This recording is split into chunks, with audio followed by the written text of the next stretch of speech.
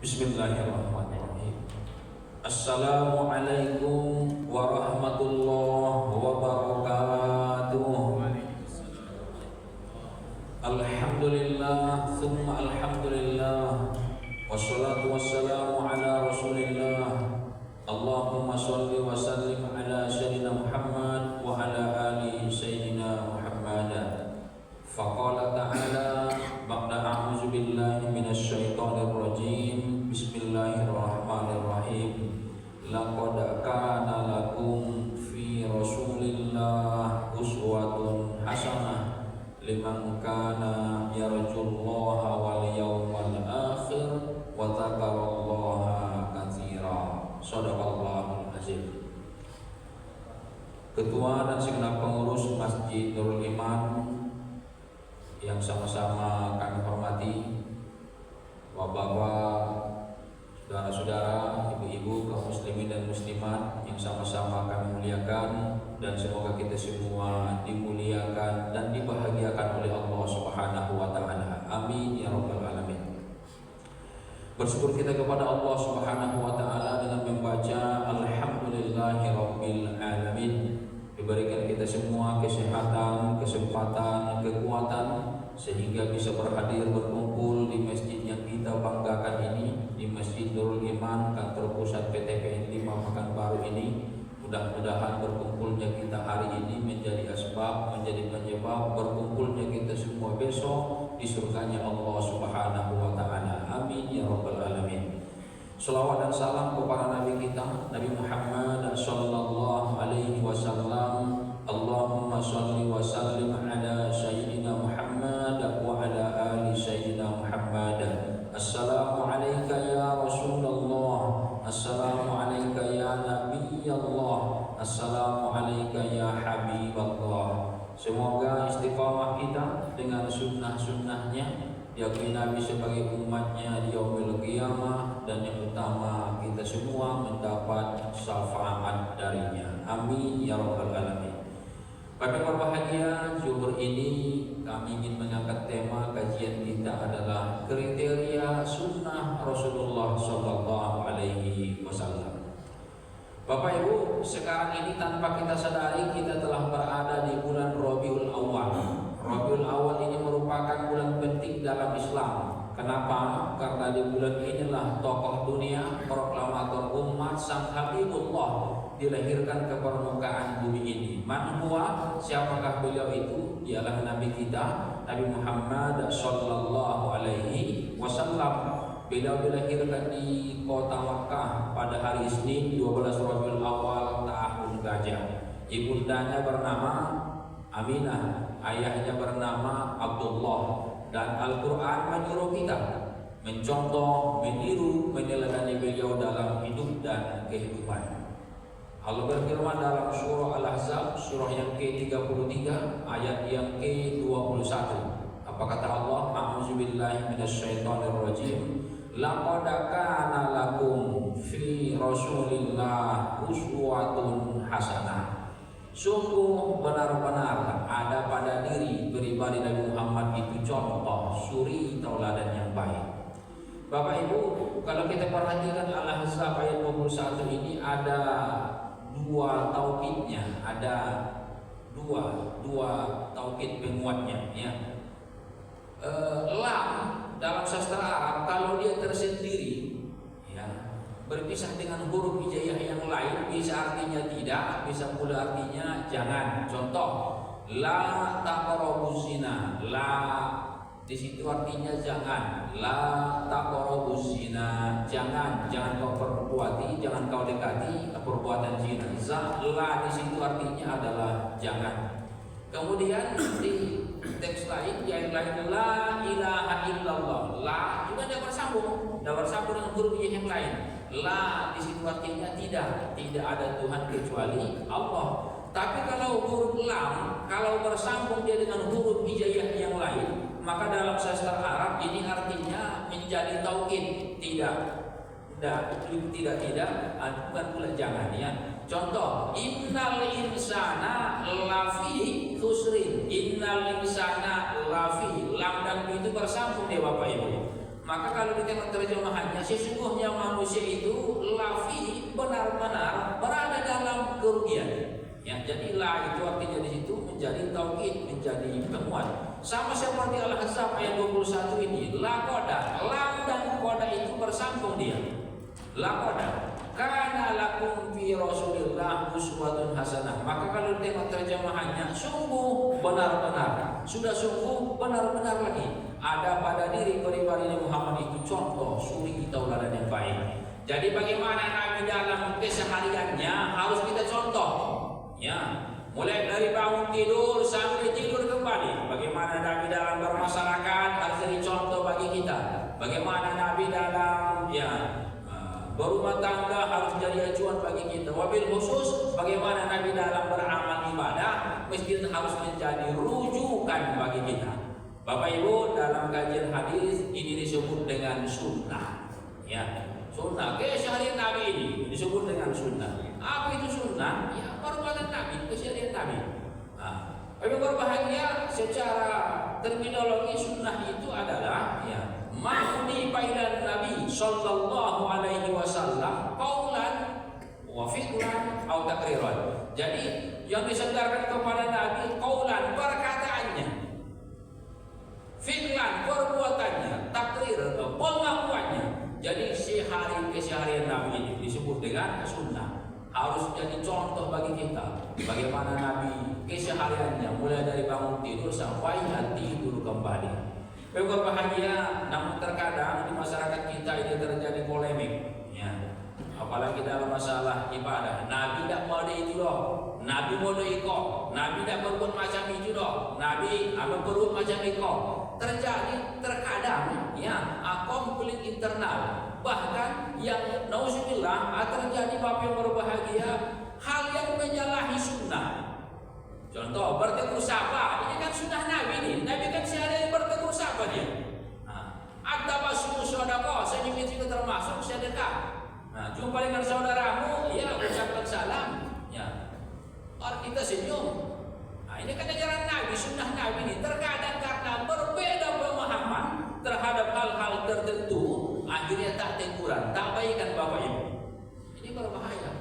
Jadi bagaimana sebetulnya sunnah ini? Bapak berbahagia, Imam As-Shatibi dalam kajian usul fiqh Qur'an mengemukakan kalau kita bicara sunnah ada 3 kategorinya, ada 3 kriterianya.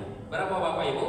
3. Yang pertama adalah tasri'iyah, harga mati. Harus diikuti. Kalau tidak diikuti yang ini nih sunnah Nabi yang ini, tidak diakui Nabi kita sebagai umatnya, dan diakui Rasul kita sebagai umatnya. Iya Ustaz, iya. Apa contohnya? Menikah. Menikah ini sunnah Nabi nih. Kapasitasnya apa? Tasriyah, harga mati. Tidak bisa dibantah, tidak bisa dilawan. Di kaum Nabi Muhammad, harus menikah. Di kaum loyalis Rasulullah, benar. Kalau begitu harus menikah. Orang yang tidak mau menikah, ini kalau datang ajalnya, pendek umurnya, niat dia tak mau menikah dan diakui Nabi sebagai umatnya. Bapak Ibu, ada orang kumpul ke bawah mau, bonta ganti pasangan mau, menikah tidak mau. Ini dia diakui Nabi sebagai umatnya nih. Di negara-negara maju itu udah banyak macam ini. Tidak ada untuk menikah dulu kata dia. Supaya ada yang mengurus, supaya ada yang masak, pesan. Apalagi sekarang ada GoFood kata dia, tinggal pesan, nak makan apa awak? Dan ada yang mengurus pakaianmu, bawa ke laundry kata dia. Biar ada nanti anakmu, adopsi anak. Biar hasil seksual tersalurkan, bisa apa dan sebagainya. Tidak ada untuk menikah buat boneka malu apa dia. Ada orang yang berpemahaman seperti ini. Kalau dia punya persepsi seperti ini, maka yang berbahagia tidak diakui Nabi sebagai umatnya nih. Jadi Islam ini beda dengan agama lain. Di agama lain tokoh-tokohnya tidak boleh menikah. Paulus tidak boleh menikah.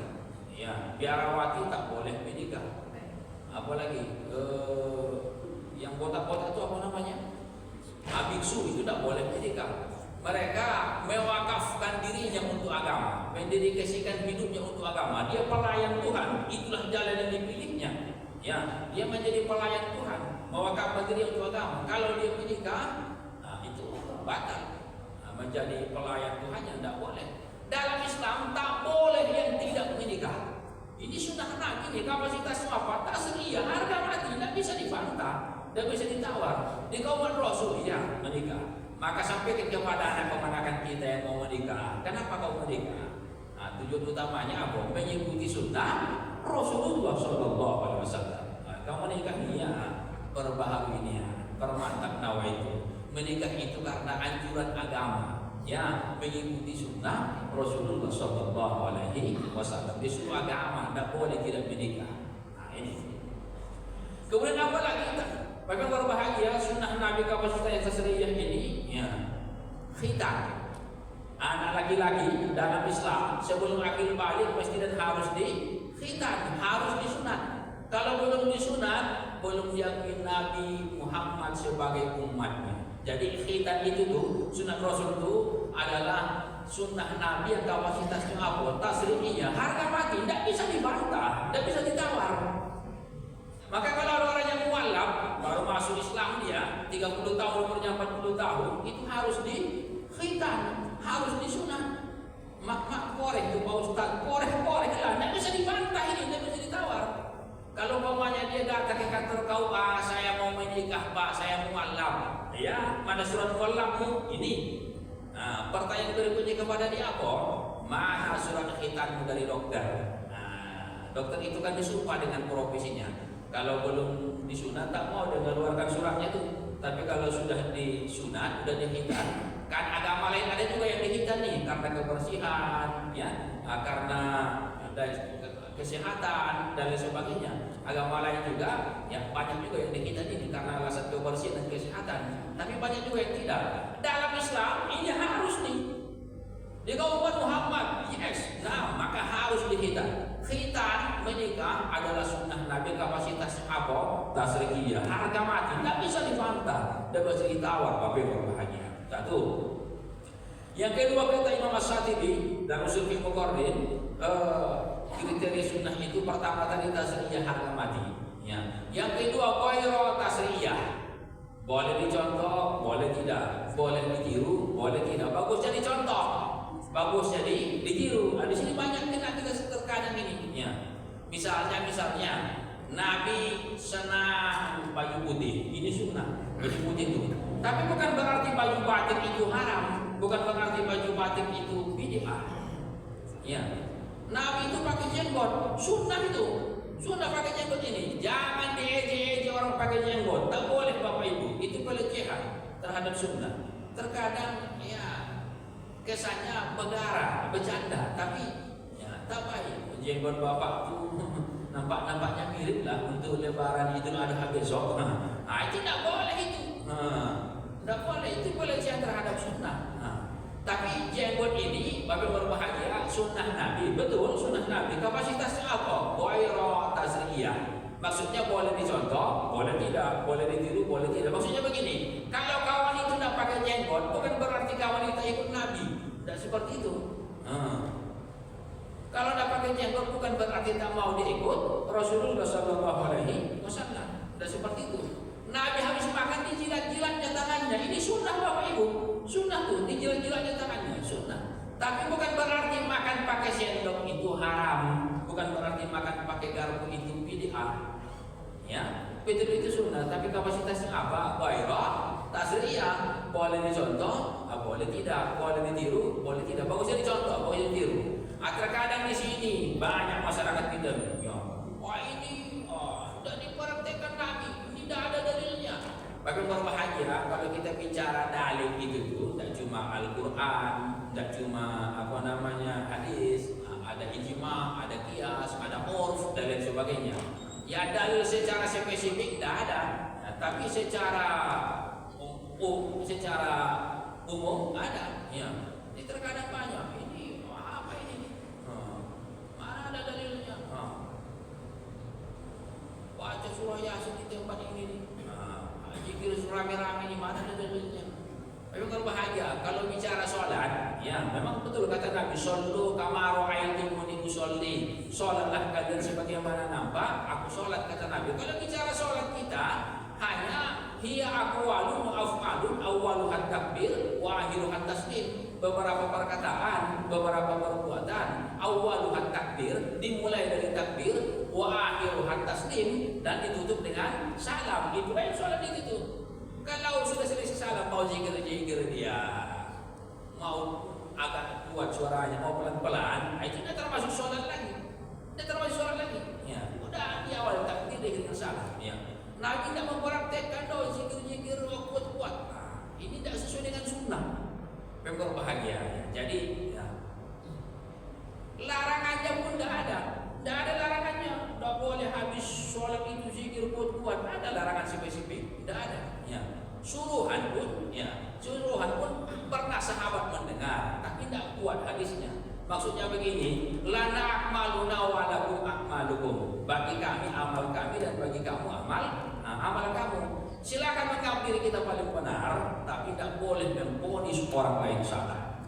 Nah, ini. Silakan menganggap diri kita paling benar, tapi tidak boleh, jangan sekali-kali memvonis orang lain salah. Ibarat yang berbahagia, semoga dibahagiakan oleh Allah. Jadi terkadang ini banyak di masyarakat kita ini sunnah. Anda sesuai dengan yang dipraktekkan Nabi, Anda sesuai dengan yang dijalankan oleh Rasulullah, dan lain sebagainya.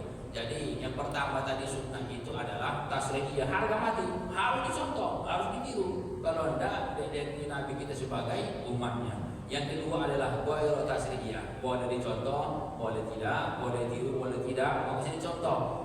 Kalau kebetulan kawan itu tidak mencontoh, Anda sesuai dengan kita, tidak boleh kita vonis bahwa mereka tidak ikut kepada Rasulullah SAW. Yang terakhir Bapak Ibu, sunnah Nabi juga, tapi dia tak boleh dicontoh nih, tak boleh ditiru. Itu kata Imam As-Shatibi, apa itulah tasriyah, tak boleh dicontoh, tak boleh ditiru. Betul perbuatan Nabi iya, betul perbuatan Rasul iya, tapi tak boleh dicontoh, tak boleh ditiru. Misalnya Nabi 11 orang istrinya, berapa Bapak Ibu? Berapa? 11 orang. Awal ikut Nabi lah, ikut Nabi. Anda boleh ini. Ini khusus Rasul, khusus Rasul. Nah, kita ini paling banyak 4. Itu pun kalau bisa adil. Kalau Anda kata Al-Quran wahidah, cukup 1 saja. Jadi ya, kadang-kadang ini ada pembenaran. Sunnah Rasul, awak tak poligami. Awak tak ikut Nabi. Sunnah Rasul. Siapa ini terkadang pembenaran. Bagi bahagia.